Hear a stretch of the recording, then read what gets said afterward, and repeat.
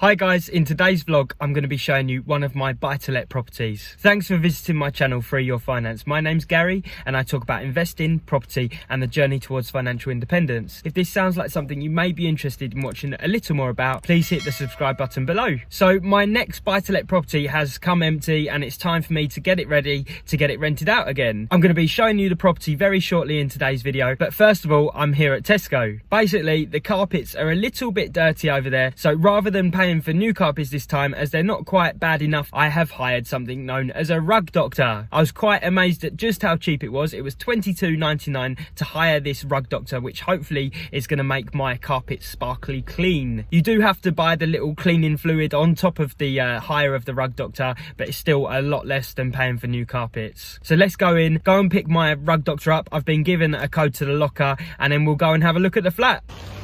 Miserable weather, it's horrible.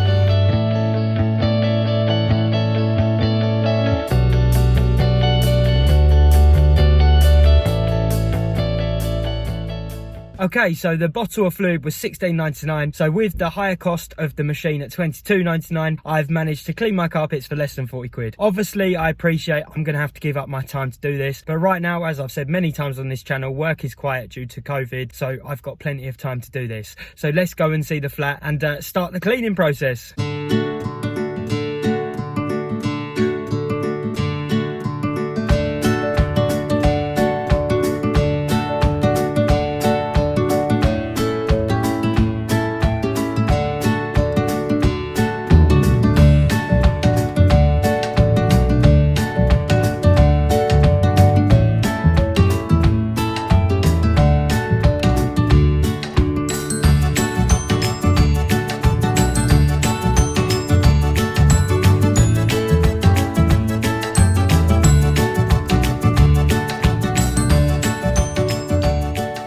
So this is another one-bedroom flat. It is positioned just a few minutes from the train station. It goes straight into central London in about 50 minutes. It has a private gated car park, which in a busy area is always a benefit. You can probably see behind me that the flat benefits from really high ceilings. If you look up in the kitchen there, you can see just how much space there is above the kitchen tops, which makes the flat feel especially big. It has a good floor space still, and if we go and see the bedroom, you can actually see where the last tenant had their double bed right down the end of the room. Where are we?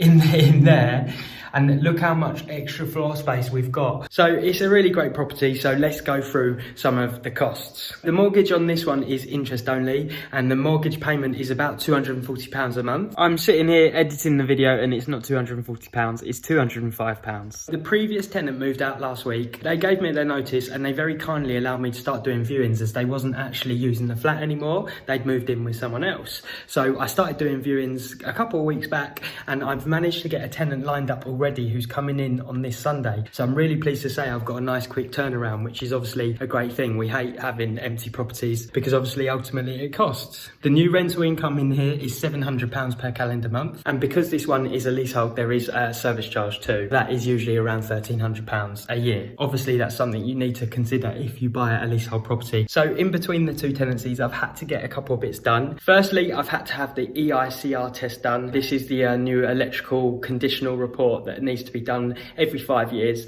That was completed a few days ago and I'm pleased to say it passed. I also replaced the tap in the kitchen. This is a nice new shiny one. The old tap was just leaking from down here at the base, and to be honest with you, taps are so cheap now. I think this new tap costs 30 quid, so by the time you've paid to fix the tap, it's just not really worthwhile. And then finally today I have the EPC booked in. This is the energy performance certificate that needs to be completed every 10 years. Now, just a word of warning, you do have to check this yourself. There is a website called EPC Register where you can see if your property has a valid EPC certificate or not. I actually went to get my latest EPC to give to the new tenant, and I realised the old one had actually run out, which was very naughty of me. But unfortunately, there isn't any ways of setting reminders, and obviously 10 years is a long time to remember. The EICR cost me £120 and the EPC cost me £49. To find my new tenant, of course, I used Open Rent. I'm going to leave my referral link in the description below if you'd like to go and check them out. For £49, they do absolutely everything. That includes the advertising costs on all the major portals. That includes obviously the AST and getting the contracts properly signed. It includes registering the deposit in the correct place. It just gives me that peace of mind that everything's done correctly. The only additional charge to that £49 is to get referencing done, and that is £20 per applicant. I'm pleased to say that my new tenant has passed the references with flying colours. The report actually come back within about 24 hours. It was really fast this time, and it gives you all the information. It tells you if they have any sort of outstanding CCJs or anything you should know about. But let's now get on with some hard work and get this floor cleaned. So here is the contraption I have hired. Let's hope it works and does what it says, but hopefully that is going to clean these. We shall see.